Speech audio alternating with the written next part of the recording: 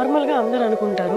మనం ఎక్కువ ఎక్సర్‌సైజులు చేసేస్తే రన్నింగ్ మన ఫర్ ఎగ్జాంపుల్ అథ్లెటిక్స్‌కి వాళ్ళకి మోకాళ్ళ నొప్పులు త్వరగా స్టార్ట్ అవుతాయి. ఎందుకంటే వాళ్ళు ఎక్కువగా మోకాళ్ళను వాడి అరగదీసేసుంటారు.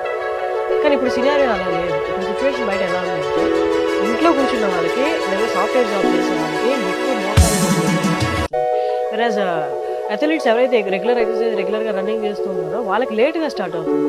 సో అథ్లెట్స్కి they are injury prone. So మనకి బాగా తెలిసిన ఒక badminton player Sania unfortunately she had ACL.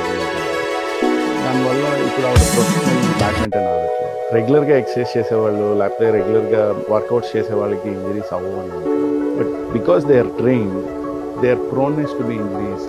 ఇప్పుడు సంవత్సరానికి ఒకసారి సంక్రాంతికి నేను క్రికెట్ ఆడతానన్నాను అనుకోండి, నేను పడిపోయే అవకాశం వస్తుంది. అదే నేను రోజు క్రికెట్ ట్రైనింగ్కి వెళ్తున్నాను అనుకోండి, ఎలా దూకాలి, పడేటప్పుడు ఏం జాగ్రత్తలు తీసుకోవాలి, ఇవన్నీ కండిషన్ రిఫ్లెక్సెస్ ఉంటాయి. దానివల్ల జాగ్రత్తగా పడుతుంది. దానివల్ల ఇంజరీ ప్రోనెస్ తగ్గుతుంది. Sedentary jobs Sedentary jobs, yeah. Let us say sedentary jobs. ఈ సెడెంటరీ జాబ్స్ దగ్గరికి వచ్చేసరికి ఏంటవుతుందంటే వర్క్ అవర్స్ పెరుగుతాయి.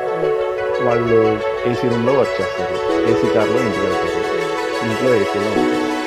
సన్ ఎక్స్పోజర్ ఎక్కువ ఉంటుంది. నడవలసిన అవసరం తగ్గిపోయింది. ఎక్కడ చూసినా లిఫ్ట్లు, మెట్లు ఎక్కుతారు. వీటన్నిటి వల్ల వుల్ఫ్స్ లా అని ఒకటి ఉంటుంది.